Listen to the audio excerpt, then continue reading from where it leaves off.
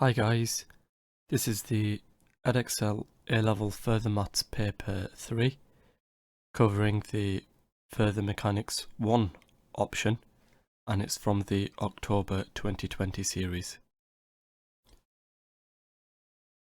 Question number 1. A particle P of mass 0.5 kilograms is moving with velocity 4I plus 3j meters per second when it receives an impulse j Newton seconds. Immediately after receiving the impulse, P is moving with velocity minus I plus 6j meters per second. For part A, we have to find the magnitude of j. So for part A, I think it will be a good idea if we draw a diagram for the particle P. So we've got the particle P over here, and we've got the initial velocity 4I plus 3j. So let's show that over here somewhere. We have u, which is equal to 4I plus 3j meters per second. After it receives an impulse, we've got the velocity being minus I plus 6j. So let's show that over here. You can see we've got v, which is equal to minus I plus 6j meters per second. And then, of course, we've got our impulse over here somewhere. Our impulse is given by j. So what we can do to find out what j is to find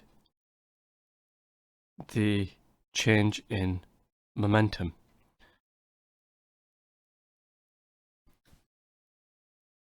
Of course, impulse is equal to change in momentum.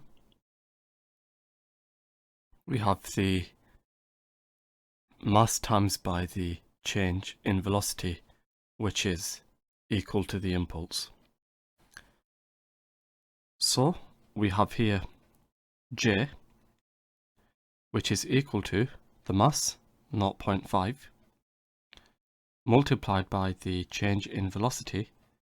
So we have here minus I plus 6j minus 4I plus 3j.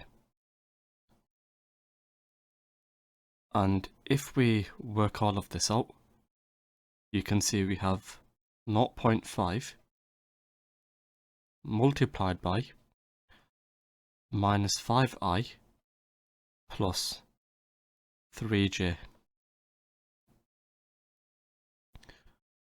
So as a vector, the impulse is equal to minus 2.5 I plus 1.5 j. The units are, of course, Newton seconds. And what we have to do in this question is find the magnitude of the impulse. So what we're finding over here is the magnitude of j. Now, before we find the magnitude of j, let's add this impulse to our diagram. We have over here j, which is equal to minus 2.5 I plus 1.5 j. Units, of course, are Newton seconds. So when we come to find out the magnitude of j, we have minus 2.5 squared plus 1.5 squared, and then this is square rooted. So if we work this out, we have 2.5 squared plus 1.5 squared, and then this is square rooted, so we get 1/2 times by the square root of 34. So we have 1/2 times by the square root of 34 Newton seconds. For part B of the question, the angle between the direction of the impulse and the direction of motion of P immediately before receiving the impulse is alpha, and we have to find the value of alpha. Well, I think it will be a good idea to draw the diagram to help visualize where alpha is.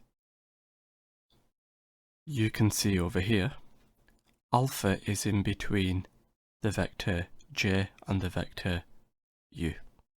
And we know already that cos alpha, that's equal to the vector u dot product with the vector j divided by magnitude of u times by magnitude of j.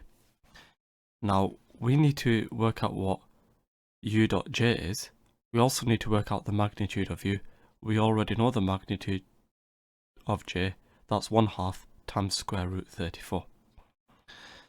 So to begin with, we have u dot product with j. We have u, which is equal to 4i plus 3j. We will dot product this with minus 2.5i plus 1.5j. So if we work this out, we have 4 times by minus 2.5 plus 3 multiplied by 1.5. It turns out here we get minus 5.5. If we now work out what the magnitude of u is, that's equal to 4 squared plus 3 squared square rooted. It turns out here we get 5. Magnitude of j, we already know that's 1/2 times by the square root of 34. So therefore, cos alpha, that's equal to minus 5.5 divided by 5 times by 1/2 times by the square root of 34. So if we work this out on our calculator,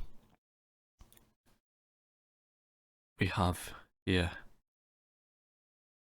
minus 5.5 divided by 5 times by the square root of 34 over 2. And then if we take the inverse cosine of this,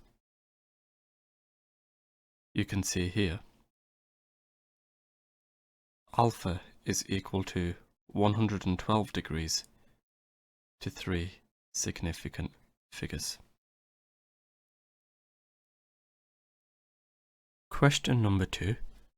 A truck of mass 1200 kilograms is moving along a straight horizontal road. At the instant when the speed of the truck is v meters per second, the resistance to the motion of the truck is modelled as a force of magnitude 900 plus 9v newtons. The engine of the truck is working at a constant rate of 25 kilowatts. For part A, you have to find the deceleration of the truck at the instant when v is equal to 25. Now, with these sorts of questions, I think it will be a good idea if we draw a diagram to help visualize what's going on. So we have our truck over here. We've got the forward force, we'll call this forward force F, and we've got the resistive force, we'll call this resistive force 900 plus 9 V. Now, the first thing we can do is find out this forward force, and we can do that by using power equals forward force times velocity. So, using P equals F times by V, we have 25,000 equals F multiplied by 25, and therefore F is equal to 1000. What we need to do is find the deceleration, and we can do this by using Newton's second law. We have the sum of the forces. This is equal to the mass times by the acceleration. So we've got the forward force F minus the resistive force 900 plus 9V. This is equal to the mass 1200 times by the acceleration. So we have 1000 minus 900 plus 9 times by 25. This is equal to 1200 A. So on the left hand side we end up with minus 125, and on the right hand side we have 1200 A, and therefore what we can see over here then, A is equal to minus 5 over 48, and therefore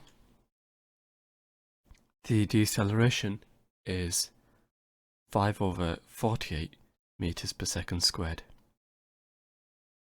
For part B of the question, later on the truck is moving up a straight road that is inclined at an angle theta to the horizontal, where sine theta is equal to 1 over 20. At the instant when the speed of the truck is v meters per second, the resistance to the motion of the truck from non-gravitational forces is modelled as a force of magnitude 900 plus 9V newtons.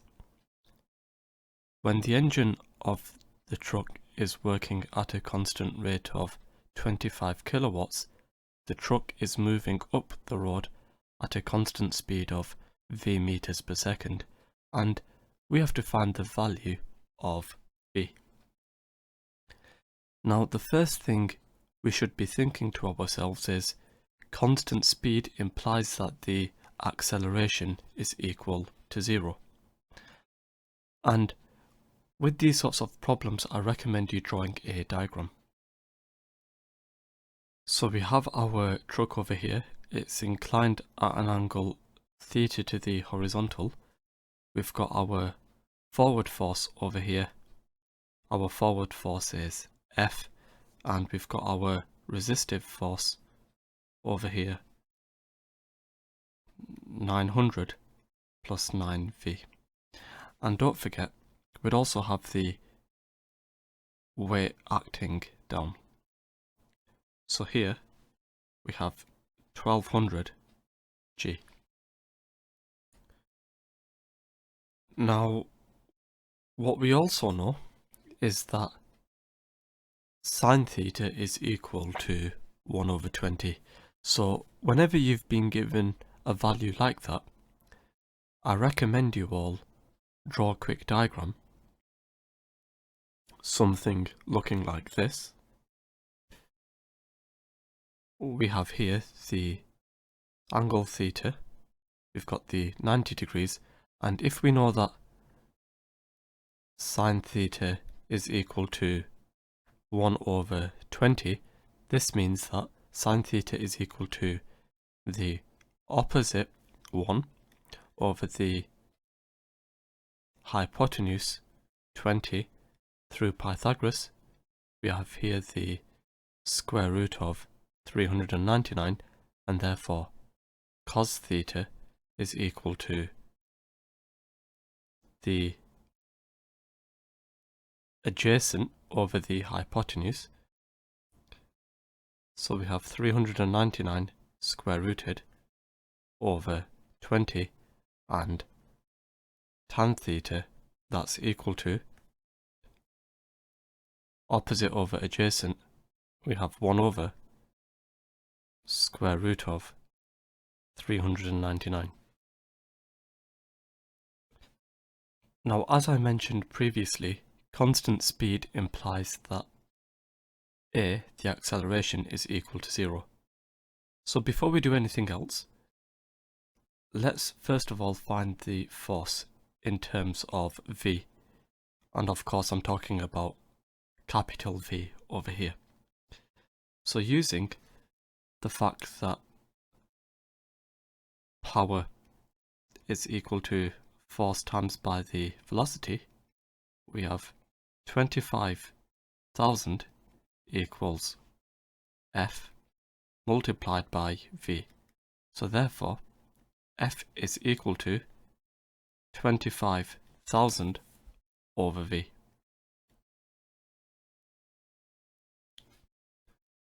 And now using Newton's second law, the sum of the forces equals the mass times by acceleration. If we go back to our diagram, we've got the forward force over here, F, and then we subtract off the component of the weight which is parallel to the plane over here. So that will be 1200 g sine theta, and then we subtract off this resistive force, which is 900 plus 9v. And all of this is equal to 1200 multiplied by a, which is 0, because constant speed implies a is equal to 0. So if we substitute everything in, and recognizing that we're working out the value of v, we have 25,000 over v minus 1200 g multiplied by 1 over 20 minus 900 minus 9 times by v. This is equal to 0. So let's tidy all of this up. Well, what you can hopefully see here is we've got minus 1200 times by 9.8 times by 1 over 20, and then we've also got this extra minus 900. So here we get minus 1488. So we have 25,000 over v minus 1488 minus 9v equals 0. We need to find out what v is. Now, if we multiply through by v and then take everything over to the right hand side, we have 9v squared plus 1488v minus 25,000 equals 0. From this we can find out what v is. Of course, we're going to get two values over here, and we can use our calculator to help us find out what those two values are. We have 9v squared, 1488v, and then minus 25,000. It turns out here we get 15.4 and minus 180.7 to one decimal place for the values of v. So we find v is equal to 15.4 and minus 180.7 to one decimal place, and therefore V is equal to 15.4 to one decimal place. We'd reject the negative value. Question number 3. Two particles A and B have masses 3m and 4m respectively. The particles are moving in the same direction along the same straight line on a smooth horizontal surface when they collide directly. Immediately before the collision, the speed of A is 2u and the speed of B is u. The coefficient of restitution between A and B is e. For part A, we have to show that the direction of motion of each of the particles is unchanged by the collision. Now, as always, I think it will be a good idea if we draw a diagram to help visualize what's going on. So, we begin over here with our particles A and B, something looking like this. And we've got over here A, which has mass 3m, and B, which has mass 4m. And if we go back to the question, we know before the collision, speed of A is 2u, speed of B is u. So let's show this. We've got the situation before the collision. We've got u over here, and here we've got u. And after the collision, we don't know what the speeds and directions are, but let's just assume over here that we've got a speed of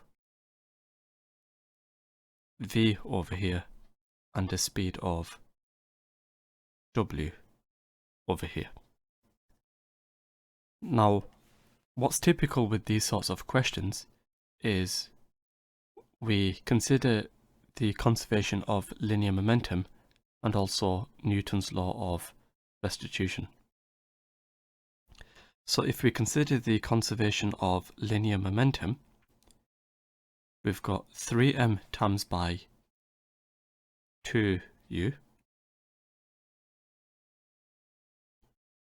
We've also got the 4m times by u, and this is equal to 3m times by v plus 4m times by w. So if we tidy all of this up, recognizing as well that the m's cancel, we have 6u plus 4u, that's 10u. And here we have 3v plus 4w. Let's call this equation 1. And if we consider Newton's law of restitution, we have E, which is equal to the speed of separation over the speed of approach. So the speed of separation, that will be w minus v. The speed of approach, that will be 2u minus u.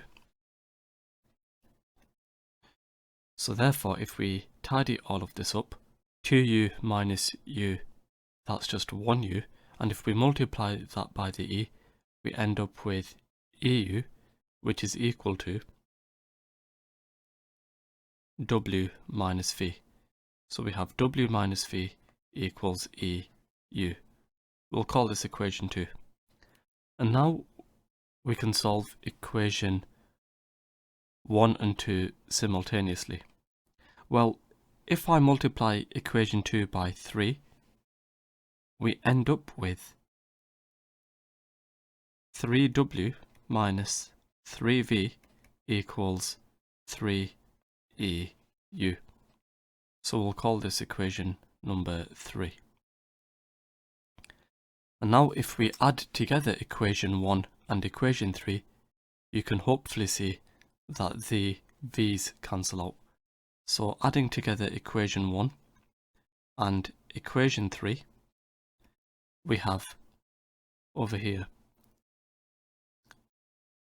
4w plus 3w, that's 7w, 3v minus 3v, that's 0v, and we've got 10u plus 3eu. So we've got 7w equals 10u plus 3eu.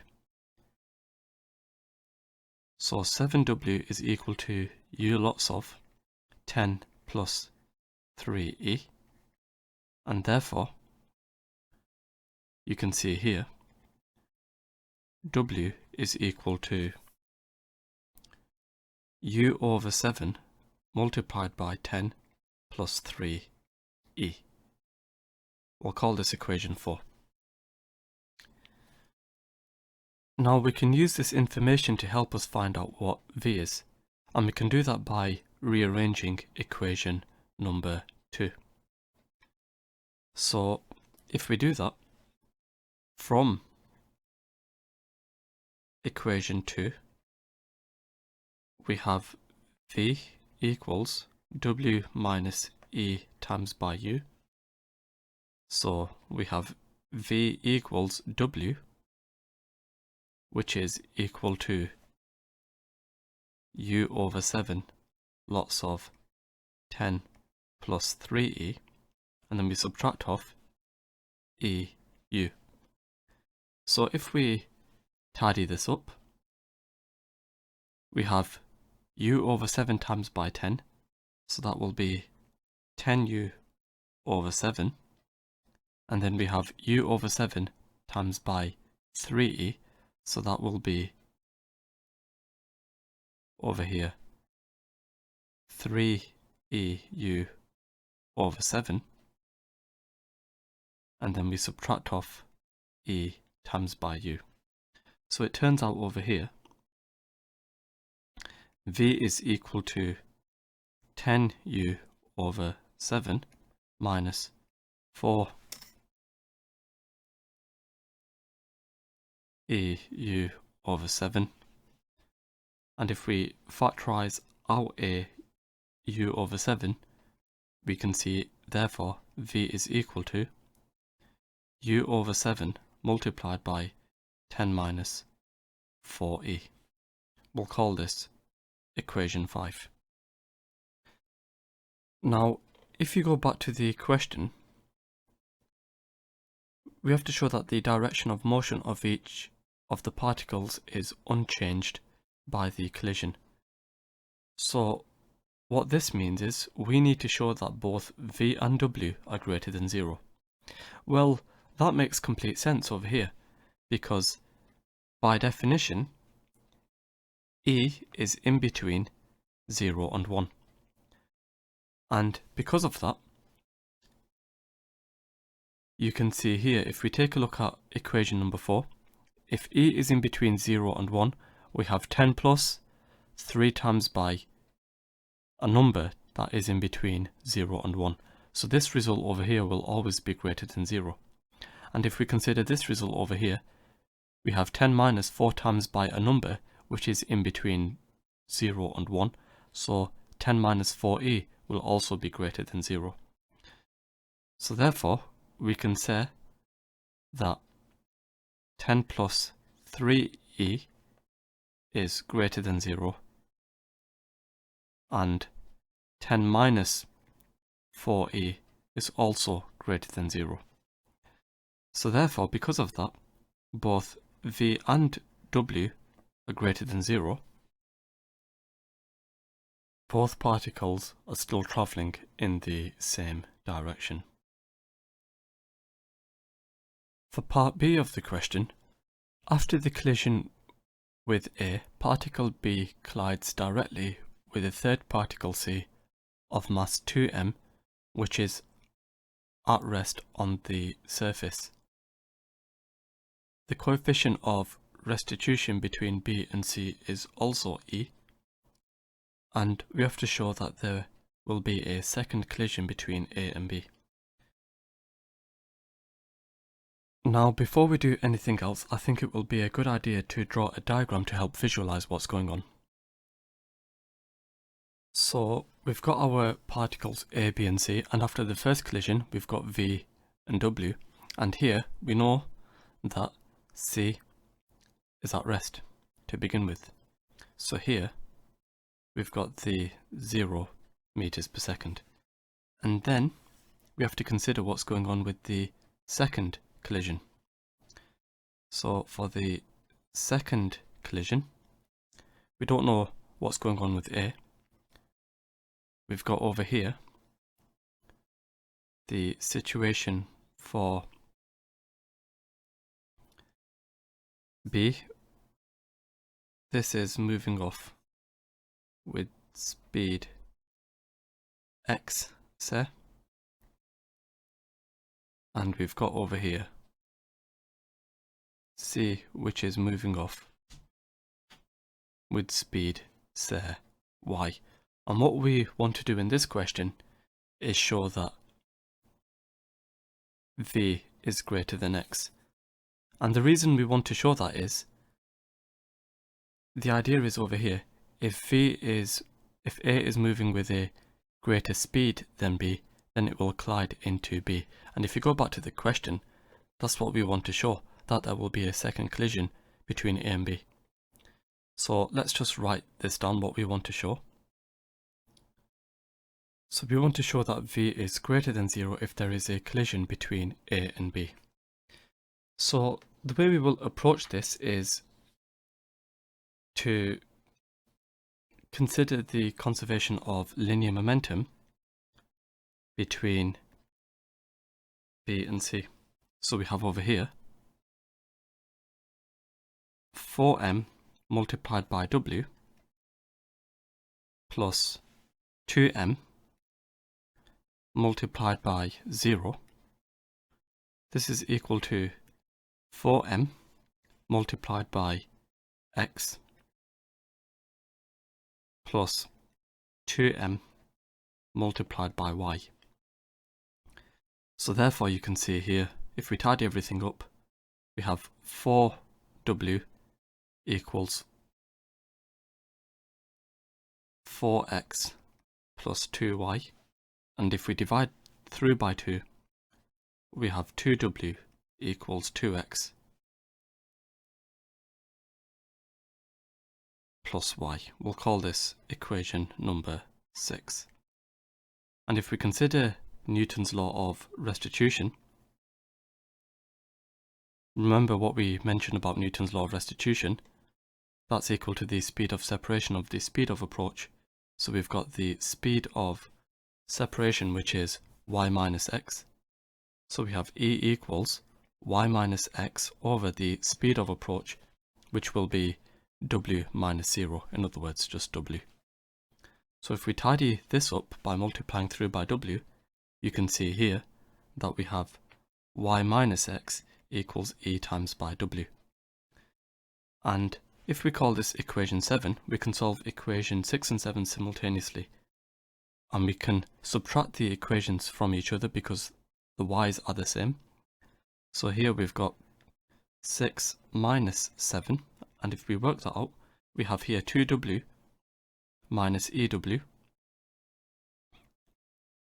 This is equal to 2x minus minus x, that will be 3x. So if I factorise out a w, we've got w lots of 2 minus e equals 3x, and therefore x is equal to w over 3 lots of 2 minus e. We're going to call this equation 8. And now we will substitute in what w is. So if we go back to equation 4, we will now substitute equation 4 into this equation 8 over here. So we will substitute in equation 4 into equation 8. So we have over here x, which is equal to, well, w over 3, we're going to have u over 21, lots of 10 plus 3e, lots of 2 minus e. We'll call this equation 10. And if we use the fact that v is greater than x for a collision, so we will be using the bit mentioned over here, we have u over 7, lots of 10 minus 4e, being greater than u over 21, lots of 10, plus 3e, lots of 2 minus e. Now we need to show that for whatever value of e we have, v will always be greater than x. So let's tidy all this up. Well, here the u's cancel because u is greater than 0, so that's not going to affect the inequality. So here we've got 1/7 lots of 10 minus 4e being greater than 1 over 21 lots of, and if I expand out over here, we're going to have 10 times by 2, which is 20, and then here we've got 10 times by minus e plus 3e times by 2, so that will be minus 4e, and then here we're going to have 3e times minus e, so that's minus 3e squared. So if I multiply through by 21, we have a 7th times 21, that's 3, so we've got 3 lots of 10 minus 4e, this is greater than 20 minus 4e minus 3e squared. So we have 30 minus 12e being greater than 20 minus 4e minus 3e squared. So tidying everything up, we've got 3e squared minus 8e plus 10 being greater than 0. And if we complete the square, well, first of all, let's divide through by 3. So we have e squared minus 8 over 3e plus 10 over 3 being greater than 0. Completing the square now, we have e minus half of the 8 over 3, well, that's 4 over 3. Then we square this, subtract off the square of 4 over 3, so that's 16 over 9. And don't forget, we still have this extra 10 over 3. And this is greater than 0. So we have e minus 4 over 3 all squared plus 14 over 9 being greater than 0. And because this is always greater than 0, that implies that this statement over here will always be true for all values of e. And that's what we see over here. And therefore, there will be a second collision between A and B. And that's what we wanted to show. Question number 4. In this question, I and j are perpendicular unit vectors in a horizontal plane. Figure 1 represents the plan view of part of a smooth horizontal floor where AB represents a fixed smooth vertical wall. A small ball of mass 0.5 kilograms is moving on the floor when it strikes the wall. Immediately before the impact, the velocity of the ball is 7i plus 2j meters per second. That's what we see here. We see here u is equal to 7i plus 2j meters per second, and immediately after the impact, the velocity of the ball is I plus 6j meters per second. And that's what we see here. V is equal to I plus 6j meters per second.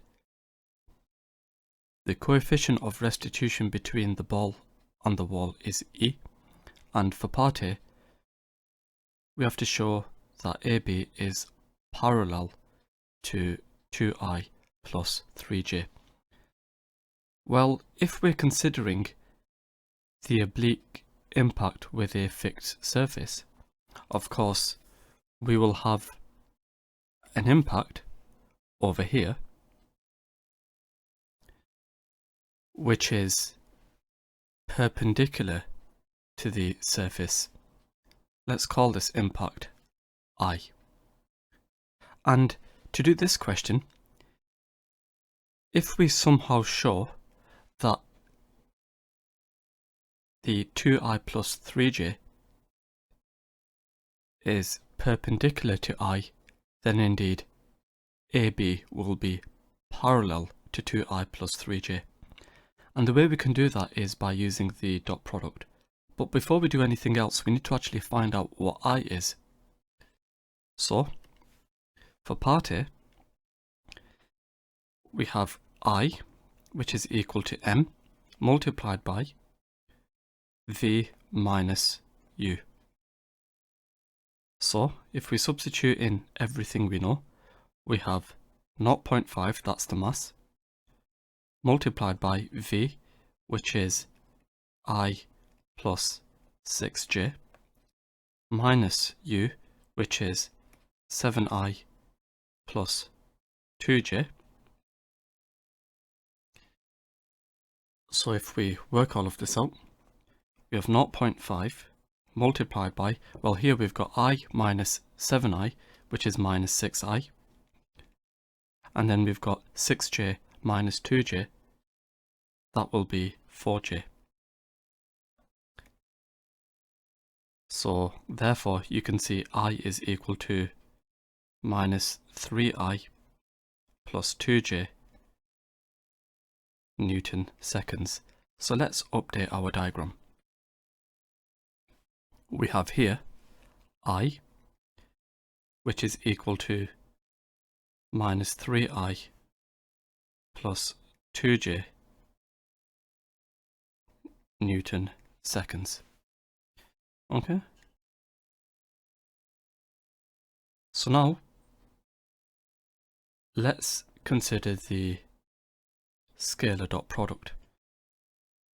So if AB is perpendicular to the impulse, then 2i plus 3j dot product with I is equal to 0. So let's use this.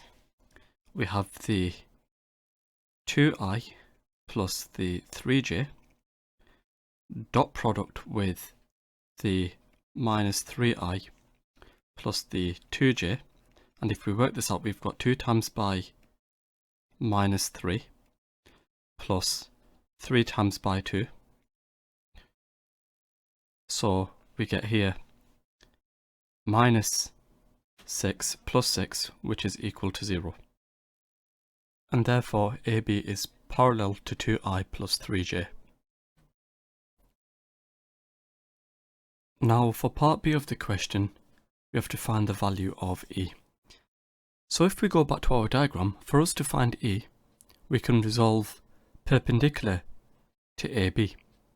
And for us to do that, we need the angle over here, alpha, and we also need this angle here, beta. And we can find out what alpha and beta are by considering the vectors given to us in the question. So what we've got over here is U and V, and then we've got this surface AB. And we know that AB is parallel to 2, 3. So what we can do to find out what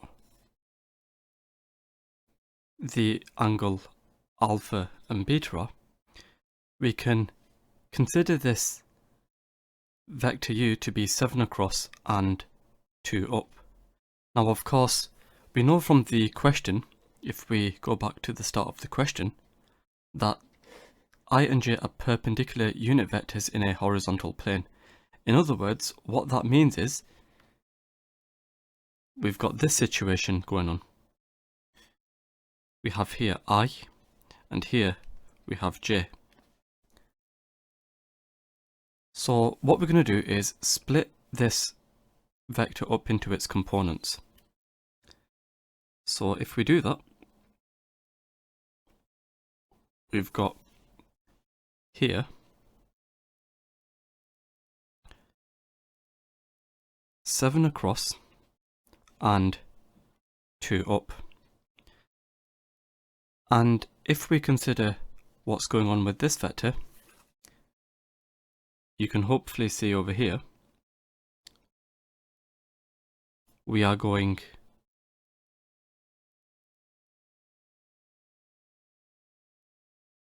one across and 6 up.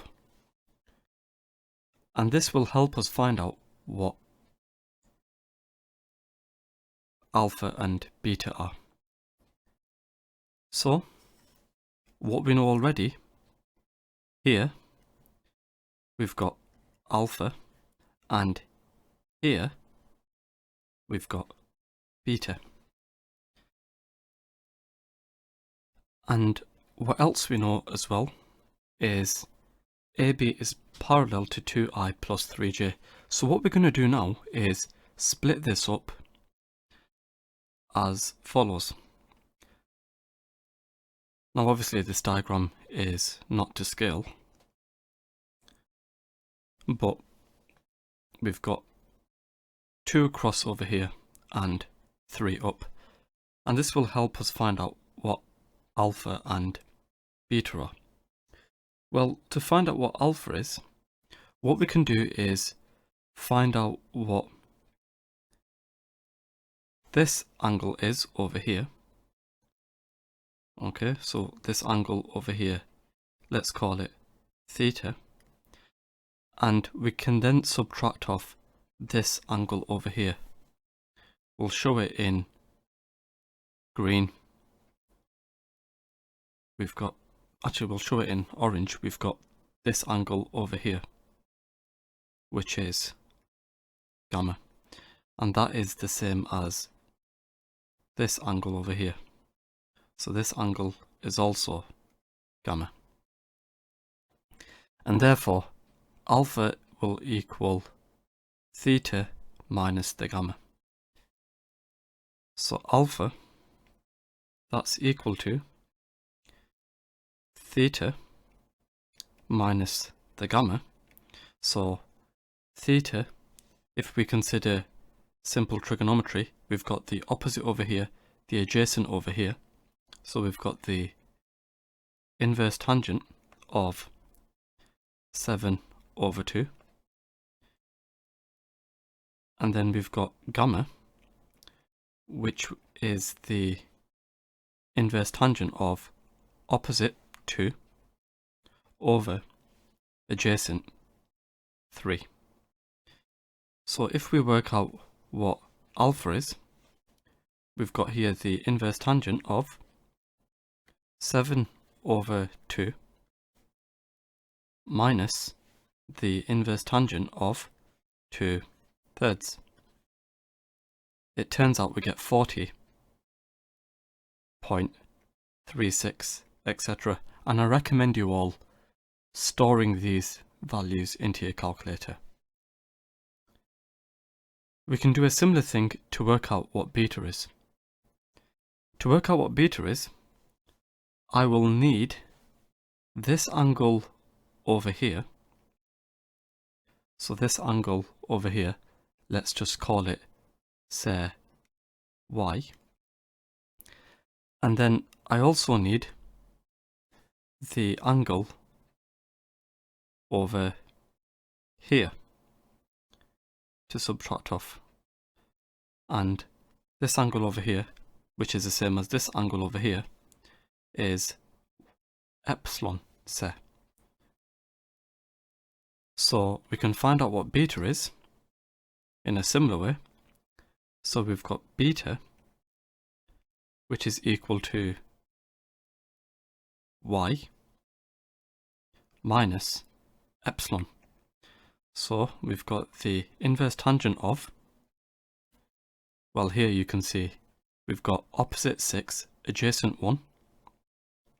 So we've got the inverse tangent of 6 over 1. And then we subtract off, well, here you can see we've got opposite 3, adjacent 2. So we subtract off the inverse tangent of 3 over 2. So if we work this out, we've got the inverse tangent of 6 over 1 minus the inverse tangent of 3 over 2.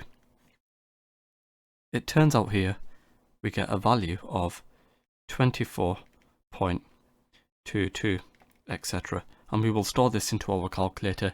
Let's store it into B. So now what we will do is resolve perpendicular to AB. So through resolving perpendicular, what we have then is the tangent of the 24.22, etc. equals E multiplied by the tangent of 40.36, etc. And our job is to find out what E is. So E, that will equal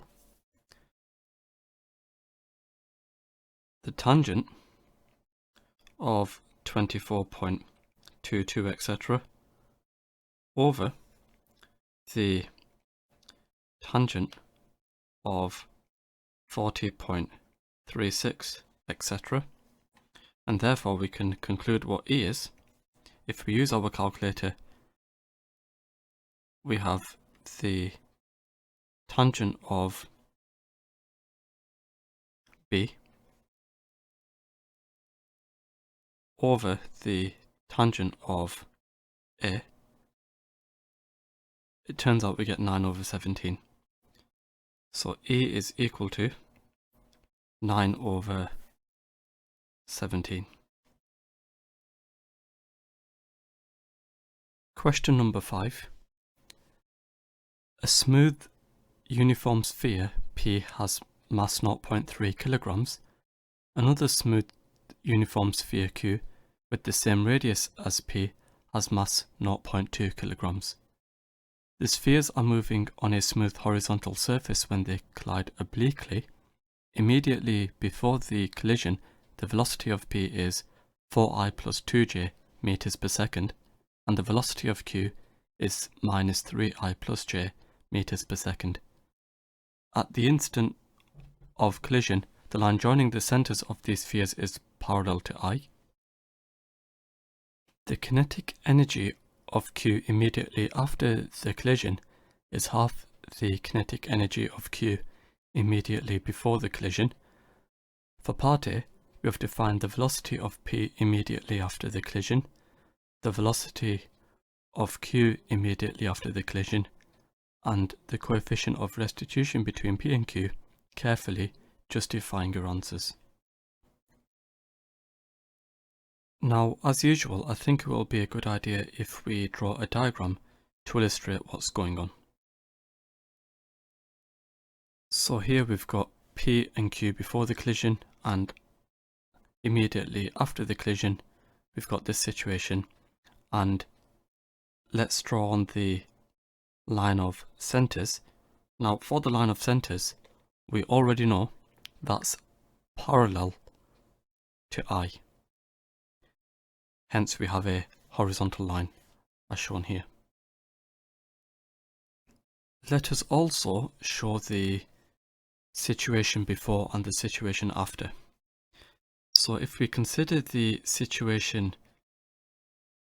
before, we've got over here UP as shown here. We've got UP, which is equal to 4I plus 2j meters per second, and we have over here, if we draw it on, UQ, which is equal to minus 3I plus j meters per second.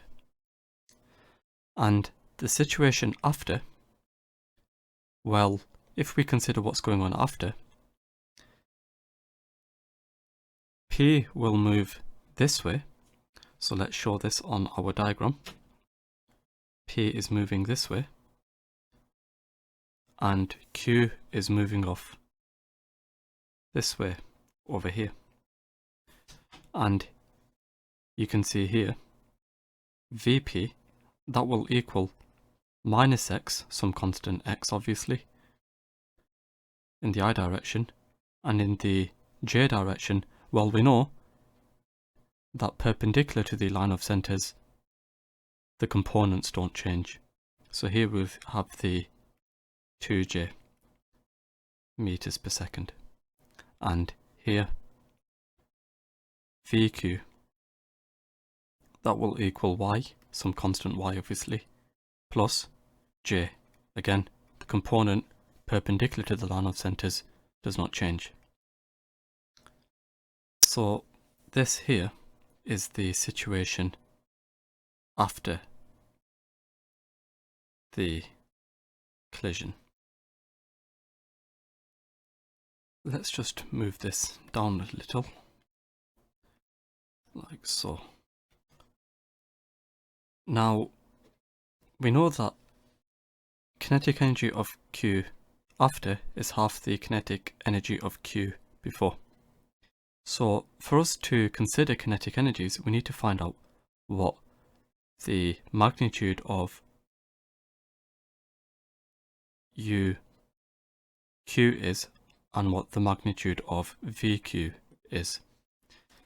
And then we can consider the kinetic energies.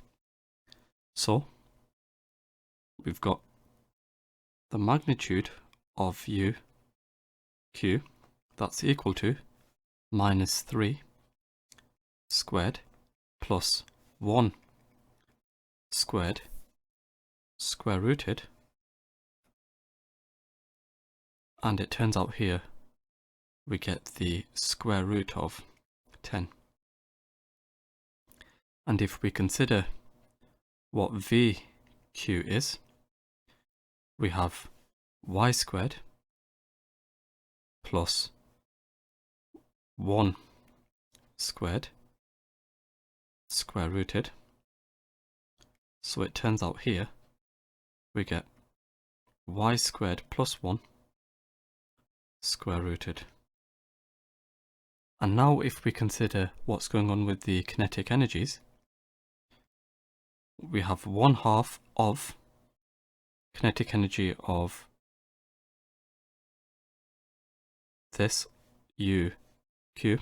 So we have 1/2 times by 0.2 times by square root 10 squared. This is equal to 1/2 times 0.2 times by y squared plus 1 square rooted squared. Now, recognizing that the half times by the 0.2's cancel on both sides, we have here a half times by 10, which is 5.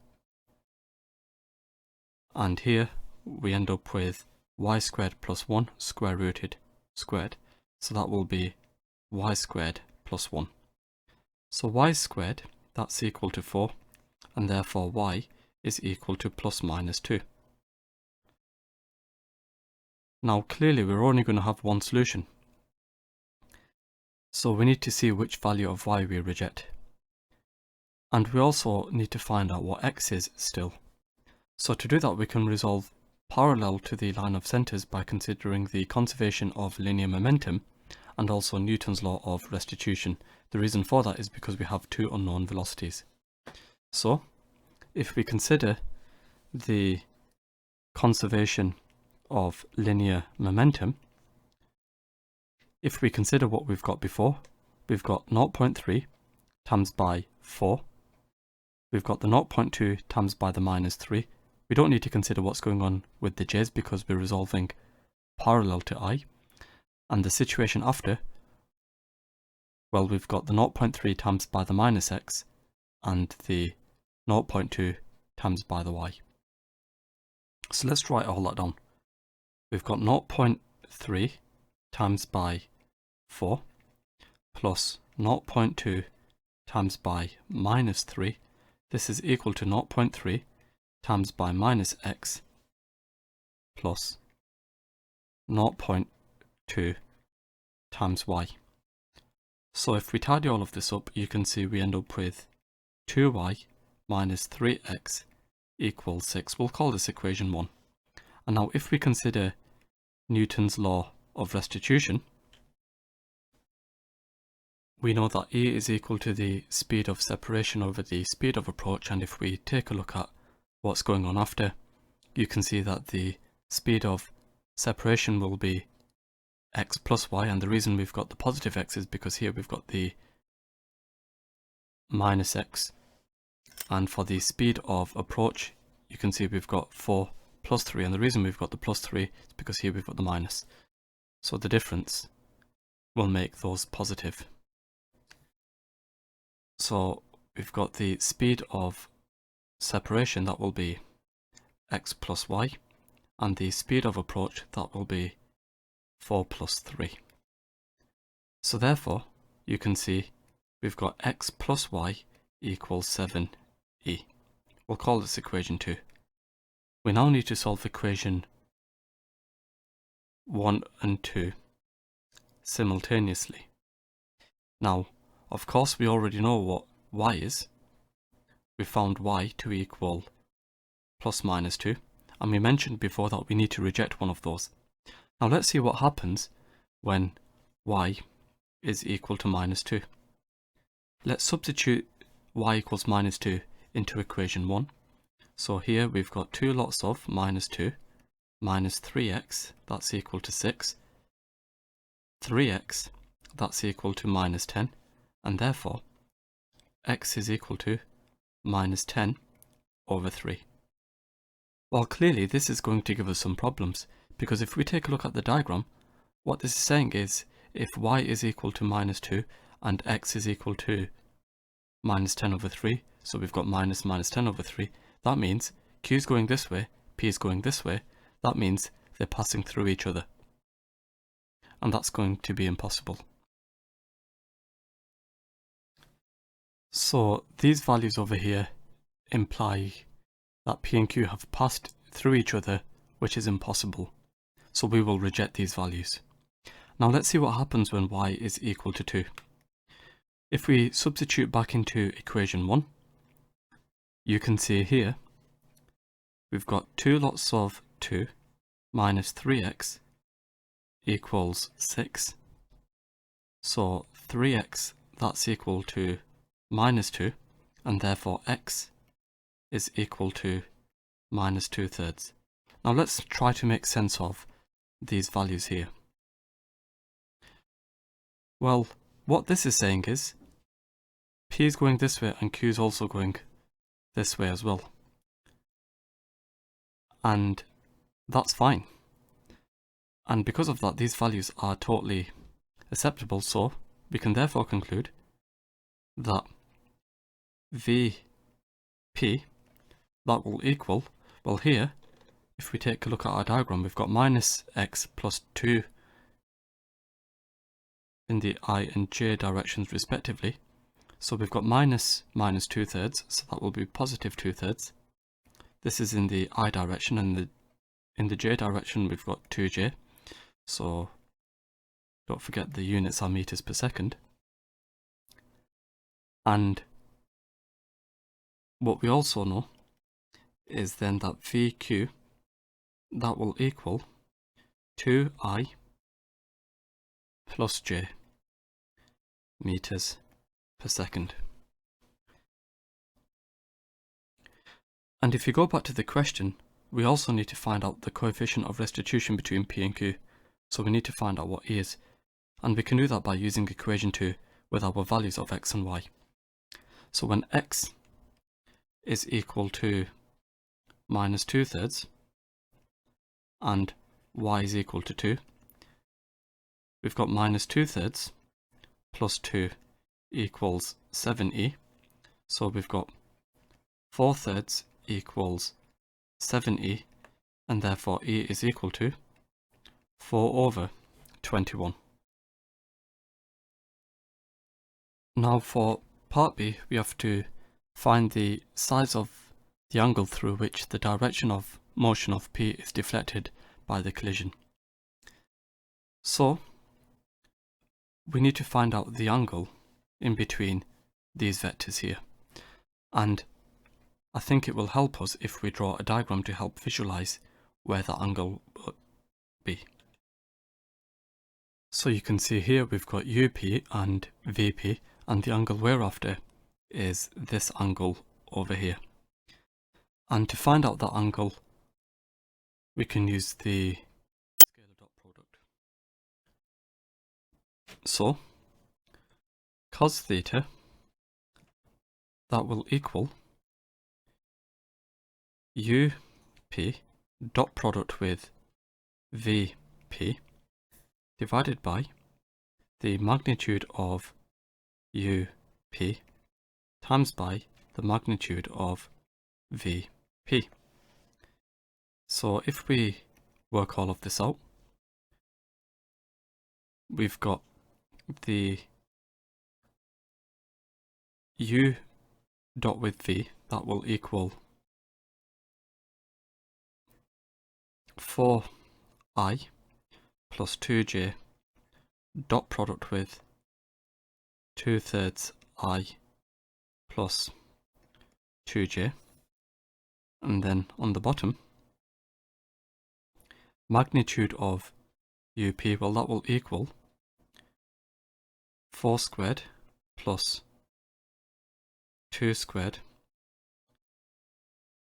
square rooted, and then magnitude of V, that will be 2/3 squared plus 2 squared square rooted. So if we work this out, of course, we can just use our calculator. On the top, we're going to have 4 times by 2/3. So let's just write this down. We've got 4 times by 2/3, which is equal to 8/3. And then we've got 2 times by 2, which is 4. So that's what we have on the top. And on the bottom, well, here we've got 16 plus 4, that's 20. And then we square root that. And then here we've got 2/3 squared plus 4, which is 40/9. So we've got here 40/9 square rooted. So now, if we find out what theta is, we've got the inverse cosine of 8/3 plus 4 over square root 20 times square root of 40/9. It turns out here we get 45 degrees.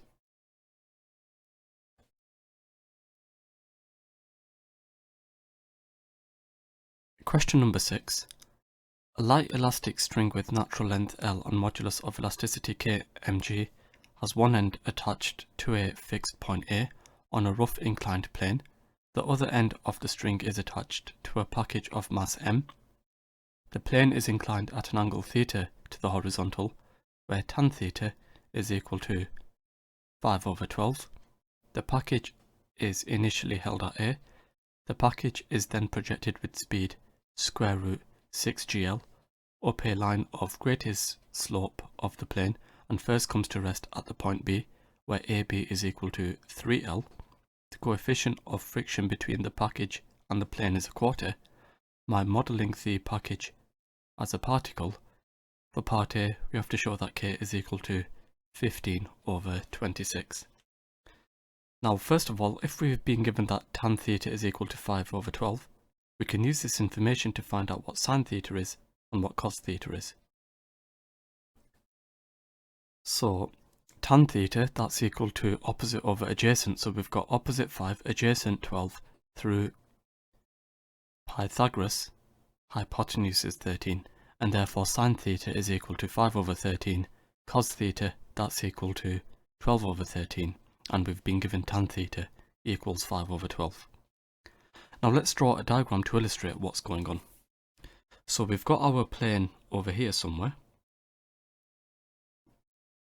and we've got the horizontal shown over here. We've got the angle theta over here, and we've got the particle which is held over here somewhere. So let's just show the particle. Here we've got the particle. Now over here we've got the point A,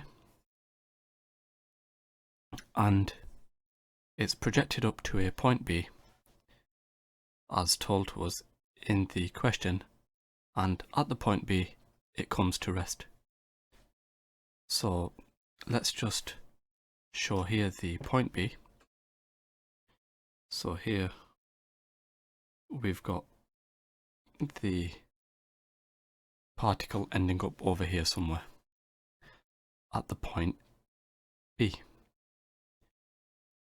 And what else we know from the question is we've got a light string, and let's show this string over here. And what we also know is that the distance between A and B is 3L. So here we've got 3L. And we know that the natural length is L. So let's show that here. We've got the natural length L, and therefore the extension that will equal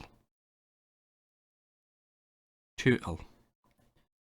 So let's write over here x, the extension, equals 2L. What we also know is that the plane is rough, and of course when it moves to the point B it has to overcome friction.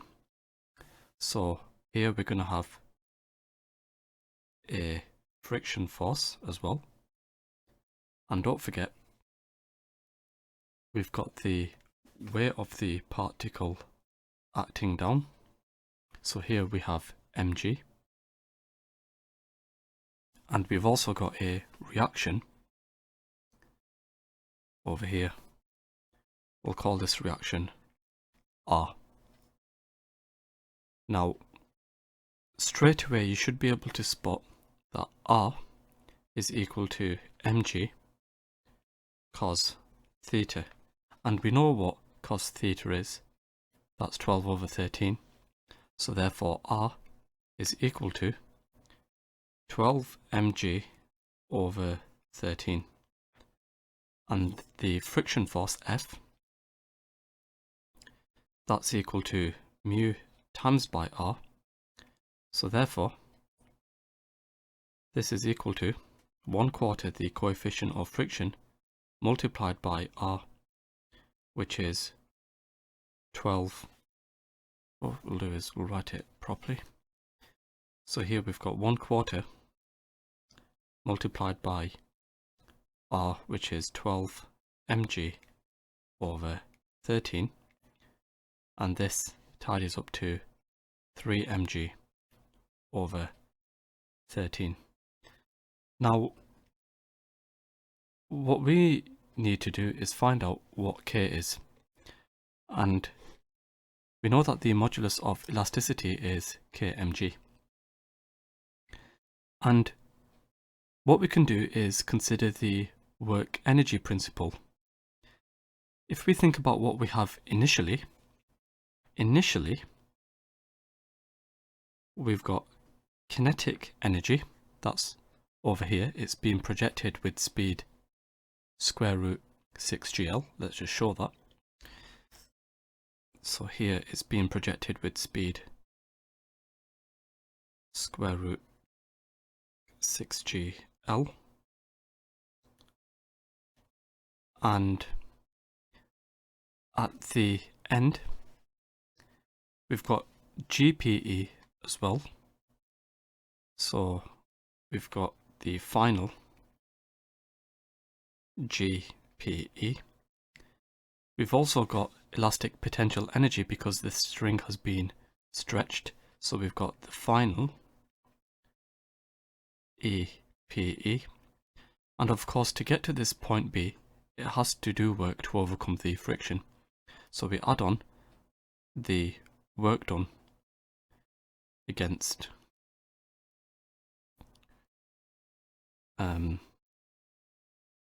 friction. So we've got the initial kinetic energy, which is 1/2 mu squared. This is equal to the final GPE, which is mgh, plus the final EPE, which is lambda, times by extension squared over 2 times by the natural length, plus the work done against friction, well, that will be the friction force multiplied by the distance it's travelled s. So now let's substitute in everything we know. Well, we know that it sets off with speed square root 6gl. So we have over here 1/2 times by m times by 6gl square rooted squared, and this is equal to mg times by h. Now h over here will be 3l sine theta, so we have mg times by 3l sine theta, and we add on lambda, which is kmg, multiplied by x squared, so we've got the extension 2l, then we square this, and then we divide by 2 times by the natural length l. And then we've got F, the friction force, which we've just found to be 3 mg over 13.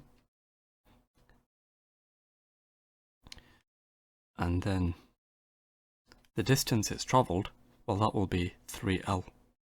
So we times this by 3l. And now from this we can find out what k is. Well, before we do anything else, we know here that sine theta is equal to 5 over 13. And if we cancel through the m and the g and the l, we have a half multiplied by, well, here we're going to have 6, and then we have 3 times by 5 over 13 plus 2k plus 9 over 13. So again, the m's cancel, the g's cancel, and so do the l's. And pay attention over here, we've got 2l all squared, so that will be 4l squared, divided by 2l, so that will be 2l. And then we multiply this by kmg. So that's why we get the 2 from here. So now we need to find out what k is. Well, here you can see we've got 3 equals 15 over 13 plus 2k plus 9 over 13. Rearranging, we've got 2k, which is equal to 15 over 13, and therefore k is equal to 15 over 26, which is what we wanted to show. For part B of the question, we have to find the acceleration of the package at the instant it starts to move back down the plane from the point B. So what we can do over here is draw another diagram to help illustrate what's going on at the point B. So here we've got the particle. What we also know is it's going this way, back down the slope, and here we've got the tension pulling it forward,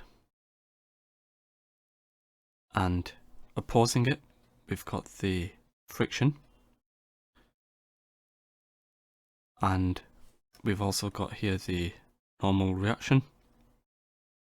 We'll call this R, and here we've got mg. That's over here. Now, we already know what F is. We found F previously over here, that's 3mg over 13. So here we have 3mg over 13. So we're finding the acceleration. The acceleration is going this way. So what we can do is use Newton's second law, which states that the sum of the forces is equal to the mass multiplied by the acceleration. So we've got T plus the component going forward here, that will be mg sine theta. We've got the friction force opposing it, and this is equal to the mass times by the acceleration. So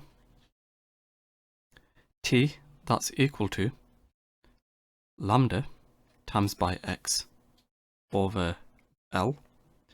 Then we add on mg multiplied by sine theta. So here we've got mg multiplied by 5 over 13, and then we subtract off the friction force, which is 3 mg over 13, and this is equal to the mass times by the acceleration A. Now, we already know what lambda is. That's given to us in the question as kmg, and we've already found out what k is. That's 15 over 26. So we've got 15 over 26 mg times by x, the extension, that is given by 2L. So we multiply this by 2L, and then here we divide this by L, and then we add on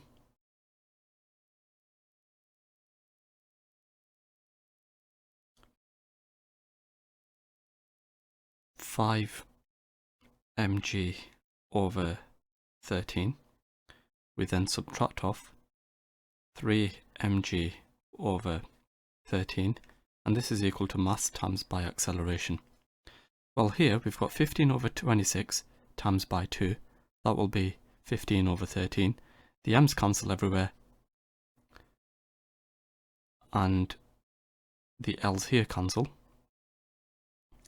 And if we take out a g as a common factor, you can see here we've got 15 over 13 plus 5 over 13 minus 3 over 13 multiplied by g. This is equal to A. And therefore, we can conclude A is equal to 17g over 13. And that's what we wanted to find. Question number 7. Figure 2 represents the plan view of part of a horizontal floor where AB and CD represent fixed vertical walls with AB parallel to CD. A small ball is projected along the floor towards AB. Immediately before hitting wall AB, the ball is moving with speed v meters per second, and that's what we see here, at an angle alpha to AB, where alpha is in between 0 and pi over 2. The ball hits wall AB and then hits wall CD. Immediately after the impact with the wall CD, the ball is moving at an angle 1/2 alpha to CD. The coefficient of restitution between the ball and the wall AB is 2/3. The coefficient of restitution between the ball and the wall CD is also 2/3. The floor and the walls are modelled as being smooth. The ball is modelled as a particle, and for part A we have to show that tan of 1/2 alpha is equal to 1/3. So if we go back to our diagram, of course here we're going to have an angle of beta, and because we know already that AB is parallel to CD, this angle will also be beta, and that's essentially because we've got Z angles.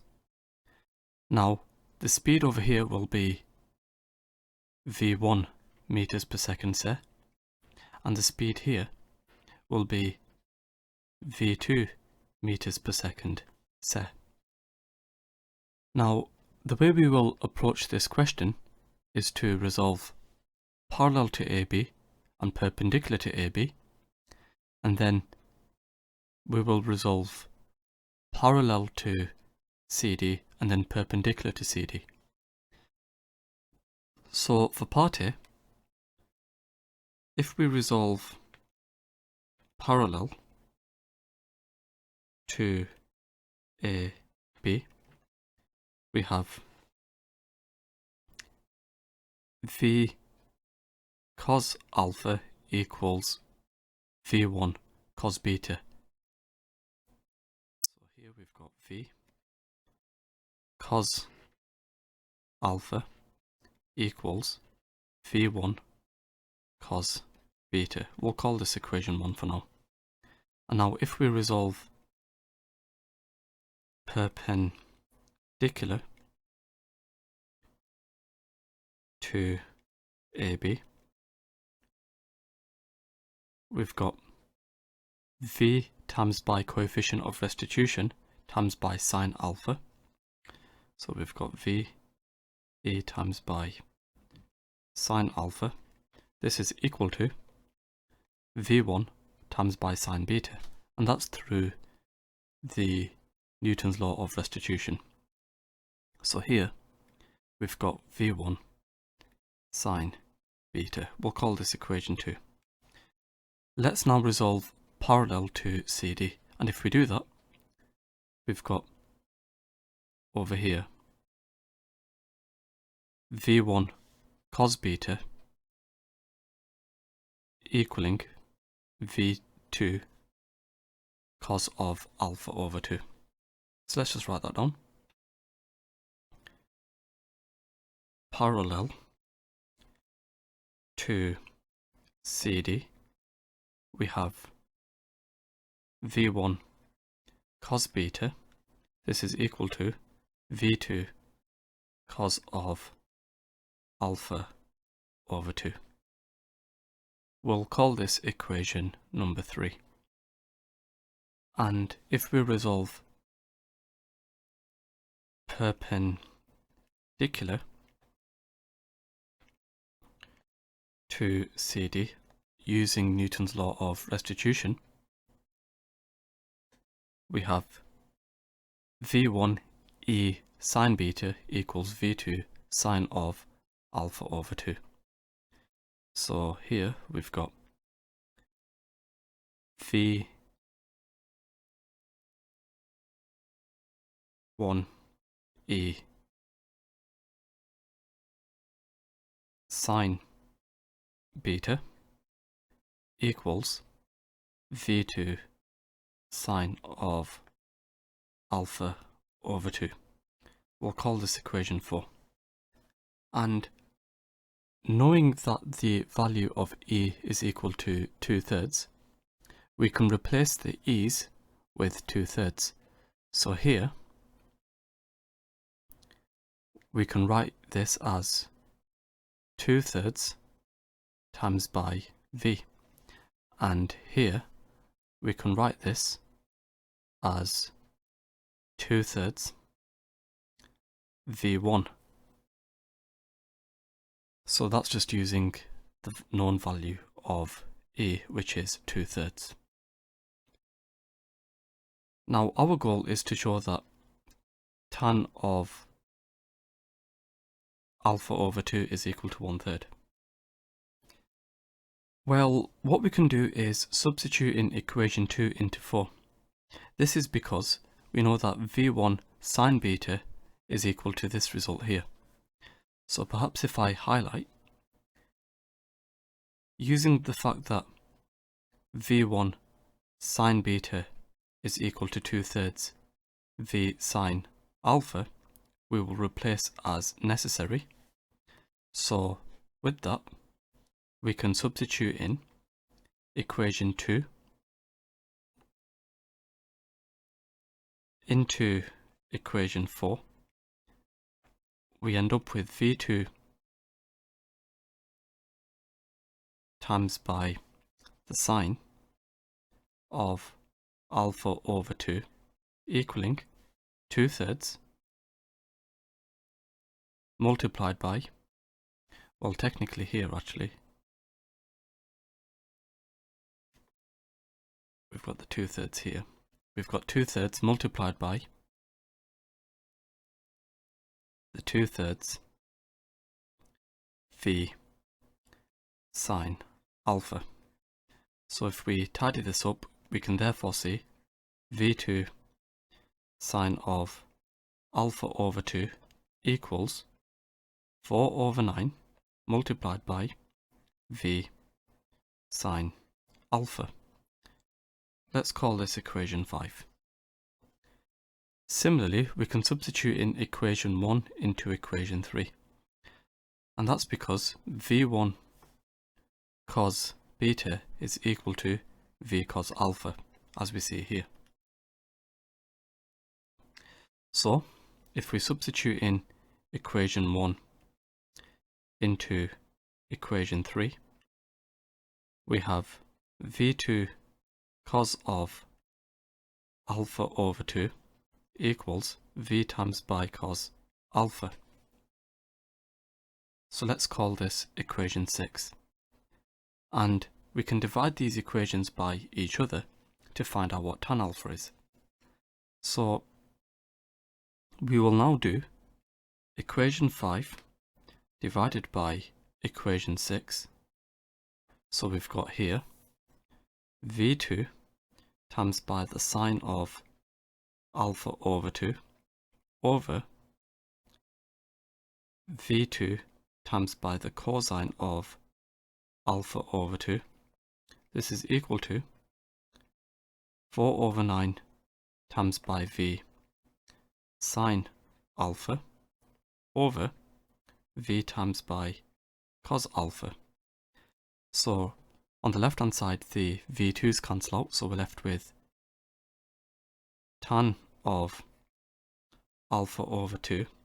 And on the right hand side, we've got 4/9 multiplied by tan alpha. We'll call this equation 7.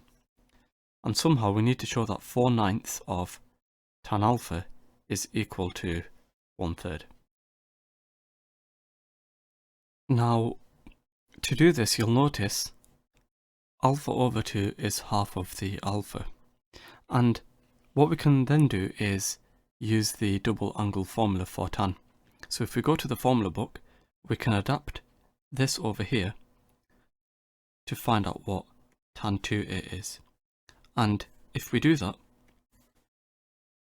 you'd find tan of 2a, that's equal to 2 times by the tangent of a over 1 minus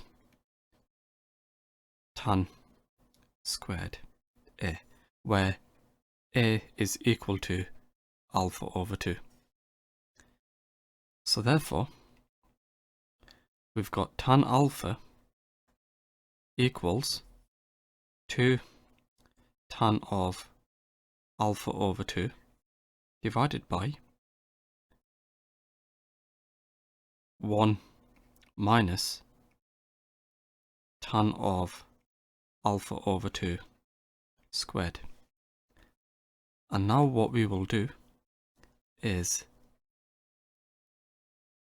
call this equation 8 and then substitute in equation 8 into equation 7. So we will substitute in equation 8 into equation 7, and if we do that,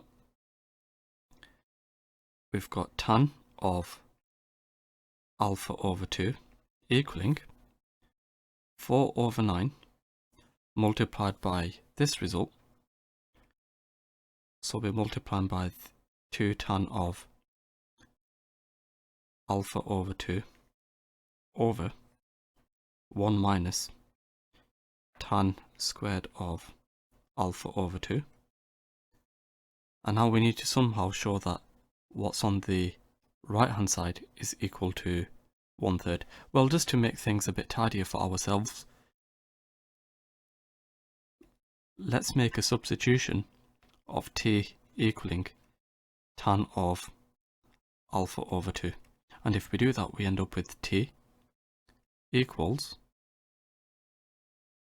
4 lots of 2t over 9 lots of 1 minus t squared.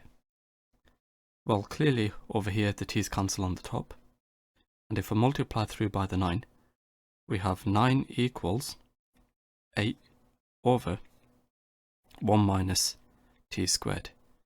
So we've got 1 minus t squared, which is equal to 8 over 9. T squared, that's equal to 1 over 9, and therefore t is equal to 1/3. And knowing that t is equal to 1/3, we can now see that tan of alpha over 2 is equal to 1/3. So therefore, tan of alpha over 2 is equal to 1/3. Let's just call this equation 9, just in case we need it later on.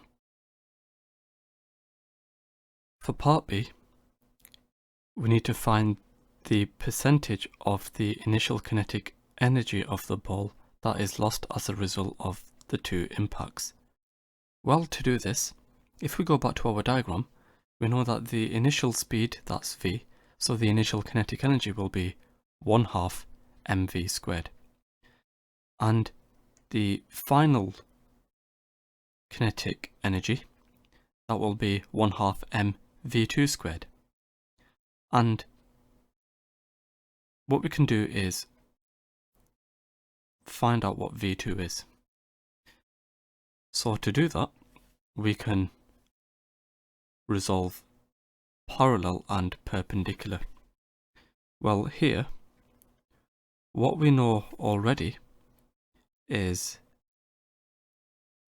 if this angle is alpha over 2, we know here that this over here is equal to v2 times by the cosine of alpha over 2. And we found that to be v cos of alpha. So let's just write that down. We've got over here v2 times by the cosine of alpha over 2, which is equal to v cos alpha. Okay? And then here, well, here we're going to have v2 times by the sine of alpha over 2. So here we've got v2 times by the sine of alpha over 2. So if we take a look at what we found that to be, we found that to be 4 over 9v sine alpha. So let's add this into our diagram. We've got here 4/9 V sine alpha. And from this we can actually find out what V2 is. So what we can see here then is, for part B, V2, that's equal to V cos alpha squared plus 4/9 V sine alpha squared square rooted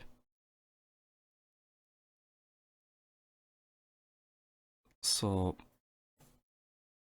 what we can now do is find out what V squared is. So V2 squared, that's equal to, well, here we're going to have V squared cos squared alpha, and here squaring the 4/9 we end up with 16/81, and then we've got here V squared times by the sine of alpha squared. Let's call this equation number 10. Now the problem is we don't know what cos alpha is or what sine alpha is, but we can find it out. We can substitute in equation 9 into equation number 8 to help us find out what tan alpha is, and then from there we can find out what sine alpha is and what cos alpha is. So what we will do now is substitute in equation 9 into equation number 8. So we've got tan alpha, that's equal to, if I look back at what equation number 8 is, we've got 2 times by the tangent of alpha over 2, which we've just found to be 1/3. So here we've got 2 lots of 1/3 over 1 minus 1/3 squared. And if we work this out, we end up with 3/4. So how does this help us? Well, like I just said, we can find out what sine alpha is and what cos alpha is from here. So let's draw out a quick triangle, something looking like this. And here we've got alpha, we've got the opposite 3, the adjacent 4 through Pythagoras, this is 5. So therefore, sine alpha, that's equal to 3/5. Cos alpha, that's equal to 4/5. And tan alpha, that's equal to 3/4, that was given.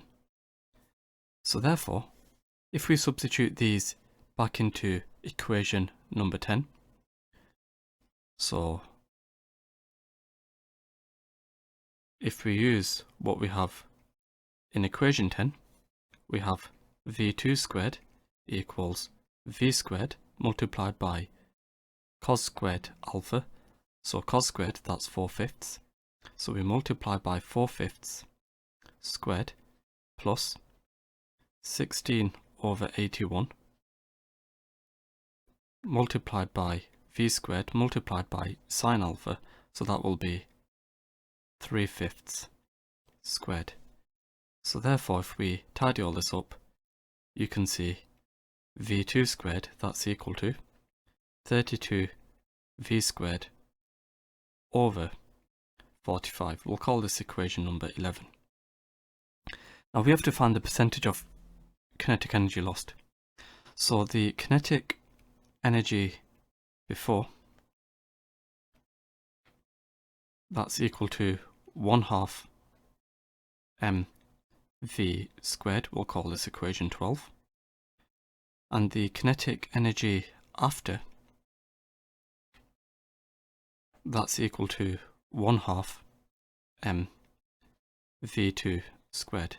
And we know what v2 squared is, so if I call this equation 13, we will now substitute in equation 11 into 13. So we have over here 1/2 m times by 32 v squared over 45. So what we need to do is find out the percentage of kinetic energy lost. So first of all, let's find out what the kinetic energy lost is. So that will be the difference between equation number 14 and equation number 12. So we have over here, if we work this out, we have 1/2 lots of 1 we're going to have here 1 minus 32 over 45, so we get 13 over 90 mv squared. So we have here 13 mv squared over 90, and therefore for the percentage of kinetic energy lost, that's equal to the 13 mv squared over 90 over the original amount, which is mv squared over 2. We multiply this by 100. So if we work this out, we have over here, if I divide this by 0.5 and then times this by 100, you can see here we end up with 28.8% to, well, rather we're going to have 28.9% to 3 significant figures. So that's the end of the paper, and I hope you all found this useful.